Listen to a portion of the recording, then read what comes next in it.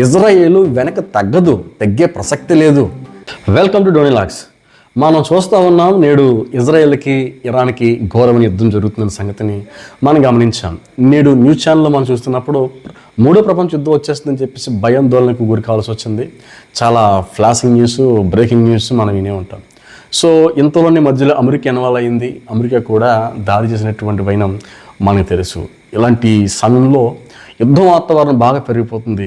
Arab countries అన్నీ కూడా ఏకమవుతున్నాయని కూడా చెప్పుకొచ్చారు. ఫారెన్ కంట్రీస్ కూడా కొన్ని ఏకమవుతున్నాయి ఇజ్రాయెల్ పక్షంగా అని కూడా చెప్పుకొచ్చారు. ఇంకేముంది, మూడో ప్రపంచ యుద్ధం వచ్చేసిందని కూడా గగ్గోలు పెట్టారు. ఇంకా చూపించినట్టుగా చూపిస్తూనే ఉన్నారు. ఇలాంటి తరుణంలో అమెరికా ఇన్వాల్వ్ అయింది, ఫైట్ చేసింది, ఇంకేముంది అనుకున్నారు. అయితే ఉన్నట్టుండి అమెరికా ప్రెసిడెంట్ అయినటువంటి ట్రంప్ గారు ఒక అనౌన్స్మెంట్ చేశాడు. యుద్ధ విరమణ జరిగిపోయింది అని చెప్పేసి కూడా చెప్పుకొచ్చారు వాళ్ళు. నేనే ఆపేసినట్టుగా ట్రంప్ గారు మాట్లాడకుండా వచ్చారు. అయితే విషయం ఏంటంటే, ఇప్పుడు ఇరాన్ వారు ఏం చేస్తున్నారంటే, మాకు భయపడి యుద్ధాన్ని ఆపేశారు కాబట్టి మేమే గెలిచామని చెప్పి సమరా చేసుకుంటా ఉన్నారు. వాస్తవానికి ఇరాన్ గెలిచిందా? ఇజ్రాయెల్ గెలిచింది, అమెరికా మాత్రం ఓడింది. రియల్ స్టోరీకి వెళ్ళాలంటే ఇక్కడ ఛానల్ సబ్స్క్రైబ్ చేయండి, లైక్ మాత్రం చేయడం మర్చిపోకండి. వాస్తవానికి ఇరాన్ పెంచి పోషిస్తున్నటువంటి సంస్థలు 5 ఉన్నాయి. అందులో హిజ్బుల్లా, హౌతీ, హమాసు, ఇంకా 2 సంస్థలు ఉన్నాయి. ఈ సంస్థలను పెంచి పోషిస్తుంది ఇరాన్. అంటే వీళ్ళు తీవ్రవాద సంస్థలు అండి. సంస్థలు ఇరాన్ పెంచి పోషించడం గల కారణం ఏంటంటే, ఒక ఇజ్రాయెల్ దేశాన్ని లేపేయడానికి చుట్టూ ఉండేటువంటి ఆ పరిసర దేశాల్లో ఉండేటువంటి ఈ సంస్థలకు ఆజ్యం పోసి కొన్ని మిలియన్ల డాలర్లు వారికి డొనేట్ చేస్తూ ఉంది, పెంచి పోషిస్తూ ఉంది. ఇజ్రాయెల్ దేశాన్ని ప్రపంచపట్టణంలో లేకుండా చేయాలని చెప్పేసి వారు కంకణం కట్టుకున్నారు. 1967 ఆ యొక్క టైంలో 6 దేశాల వారు, అంటే ఇజ్రాయెల్ దేశం అప్పుడే స్వాతంత్రం పొందుకొని 48లో కొత్తగా పసిపిల్ల వల్ల తనతో ఇంక్రీజ్ అవుతుందన్నమాట. దేశం అప్పుడే ఏర్పడింది. ఇజ్రాయెల్ దేశం ఏ దేశం జోలికి వెళ్దాం, ఆ దేశం జోలికి ఎవరైనా వచ్చారనుకోండి, ఆ దేశాన్ని అంతా చూసే వరకు నిద్రపోదండి ఇజ్రాయెల్ దేశం. విచిత్రం ఏంటంటే, ఇజ్రాయెల్కి ఇరాన్కి హోరహోరిగా యుద్ధం జరుగుతుంటే అమెరికా వాళ్ళే ఏం చేస్తుందంటే ఇరాన్పై దాడి చేస్తుంది. అంటే ఇరాన్ యొక్క అణుస్థావరాలు ఉంటాయి, 3 అణుస్థావరాల మీద దాడి చేస్తే వాటిని పూర్తిగా ధ్వంసం చేసి పడేసింది అనమాట ఈ అమెరికా దేశం, ఇరాన్ యొక్క అణుస్థావరాలను. అసలు అమెరికా ఎందుకు ఇన్వాల్వ్ అయిందని ఆలోచిస్తే, ఇజ్రాయెల్కు ఇరాన్కు ఫైట్ దేనికోసం వచ్చిందో మనం తెలుసుకోవాలి. విచిత్రం ఏంటంటే, ఇజ్రాయెల్ చుట్టూ అన్ని కూడా శత్రు దేశాలు ఉంటాయండి. వీటిని అరబ్ కంట్రీస్ అంటాం.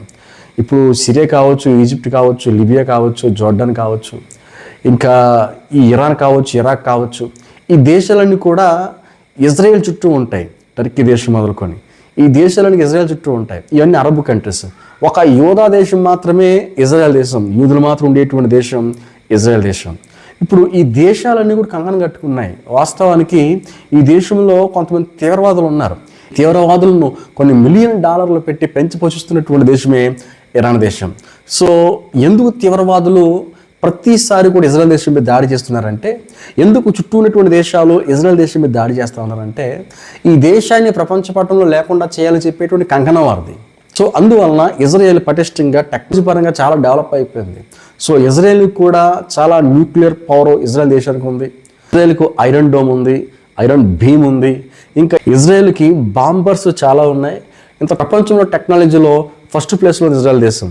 సో అటువంటి దేశాన్ని లేకుండా చేయాలని చెప్పేసి కంకణం. సో మతపరంగా గొడవలు ఉన్నాయి, భూభాగం పరంగా కూడా గొడవలు ఉన్నాయండి. సో గొడవలు ఇప్పటి నుంచి కాదు, క్రీస్తు పూర్వం నుంచి కూడా ఉన్నాయి. చెదిరిపోయిన ఇజ్రాయెల్ దేశం మరలా తిరిగి వచ్చింది. బైబిల్లో ఎజ్కేల్ గ్రంథంలో ఉంటుంది, చెదరగొట్టానంటాడు, మరలా తిరిగి తీసుకొస్తానంటాడు దేవాదేవుడు. సో ఆ ప్రాఫెసీ నెరవేరింది ఇజ్రాయెల్కి.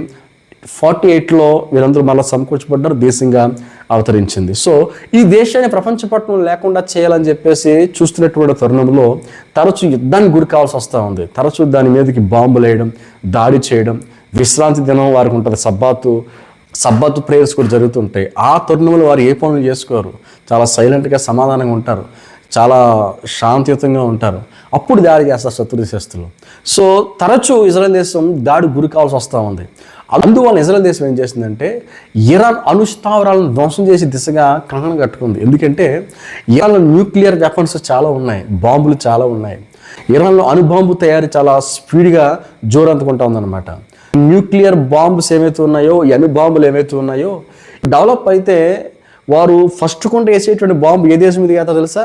ఇజ్రాయెల్ దేశం మీదకి వేస్తారు. అందువలన మా దేశానికి ముప్పు ఉంటుంది అని చెప్పేసి వీళ్ళు ఏం చేస్తారంటే ఈ అణుస్థావరాలను అణుబాంబులు తయారు చేసేటువంటి ఈ ఇరాన్ యొక్క సైంటిస్టులు లేపేసింది. సో సైంటిస్టుల్లో పెద్దలు కూడా లేపేసింది. ఒక వారంలో మొత్తం సమకూర్చేసుకొని అణుబాంబులు తయారు చేసే వ్యవస్థలో ప్రపంచంలో ముందు ఉంటారు వీళ్ళు. చోటు చేతి రాయిస్తే ఎలాంటి దుర్ఘటనలు జరుగుతాయో, సో ఇరాన్ చేతిలో ఈ యొక్క అనుభవం ఉంటే ప్రపంచానికి చాలా నష్టం. అతి ప్రాముఖ్యంగా మన దేశానికి మరింత నష్టం. మనం మధ్యలో ఉన్నాం, అరబ్ కంట్రీస్ మధ్యలో ఉన్నాం, మనకు చాలా ఇబ్బంది వస్తున్న సంగతి వారికి తెలిసి ఇరాన్ న్యూక్లియర్ స్థావరాలపై వారు దాడి చేశారనమాట. అందుకు దాడి చేశారు. అందుకు ఇరాన్కి ఇజ్రాయెల్కి ఫైట్ జరుగుతుంది. మధ్యలో అమెరికా ఇన్వాల్వ్ అయితే ఇరాన్ యొక్క 3 అణుస్థావరాలను కూల్చేసింది. ఈ లోపల ఇరాన్ కూడా ఊరుకుందా, అమెరికా మిలిటరీ బేస్ మీద దాడి చేసింది. మిలిటరీ బేస్ మీద దాడి చేస్తున్నటువంటి తరుణంలో ఖత్తర్లో అమెరికా ఎయిర్ బేస్ ఉంటుంది.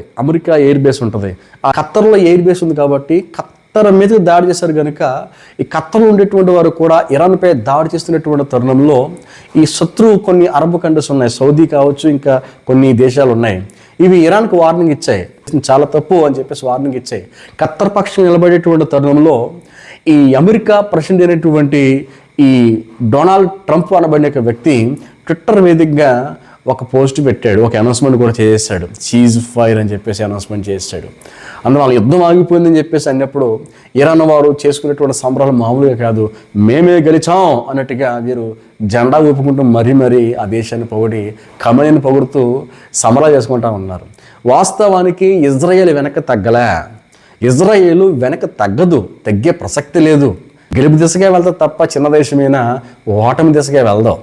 ఎందుకంటే వాస్తవానికి ఖత్తర్లో ఉండేటువంటి అమెరికా ఎయిర్ బేస్ మీద దాడి చేస్తే మరలా అమెరికా ఏం చేయాలి? తిరిగి మరలా ఇరాన్పై దాడి చేయాలి. దాడి చేయకుండా అమెరికా వెనక తగ్గి మేము శాంతి ఒప్పందం కుదిర్చేసుకున్నాం, సీజ్ ఫైర్ అనగానే మొత్తానికి యుద్ధం ఆగిపోయిందనమాట. సో అమెరికా ఓడిపోయింది తప్ప ఇజ్రాయెల్ ఓడిపోలేదు. ఎందుకనగా బైబిల్లో మాట ఉంటుందండి, ఇజ్రాయెల్ కాపాడువాడు కునుకడు నిద్రపోడు అనే మాట ఉంటుంది. 21వ కీర్తన 4వ చరణంలో కనిపిస్తూ ఉంటుంది. సో ఇజ్రాయెల్ పక్షంగా దేవాదేవుడు ఉన్నాడు. దేవుడు ఉన్నప్పుడు ఆ దేశానికి ప్రొటెక్షన్ ఉంటుందని బైబిల్ చాలా స్పష్టంగా తెలియజేస్తూ ఉంది. ఎందుకంటే బైబిల్ ఈజ్ హిస్టారికల్ బుక్ కనుక. సో బైబిల్ ఎంతగానో కొనియాడబడతా ఉంది, అది ఇతరుల చేత ఈ టైంలో చదివించబడతా ఉంది. సో అది పరిస్థితి. ఇజ్రాయెల్ గెలిచింది, అమెరికా ఓడిపోయిందంటే బాగుంటుంది. ఇజ్రాయెల్ ఓడిపోయింది అని అనుకోవడం మన అమాయకత్వం. అది వెనక తగ్గే ప్రసక్తే లేదు, తగ్గదు కూడా. Thank you.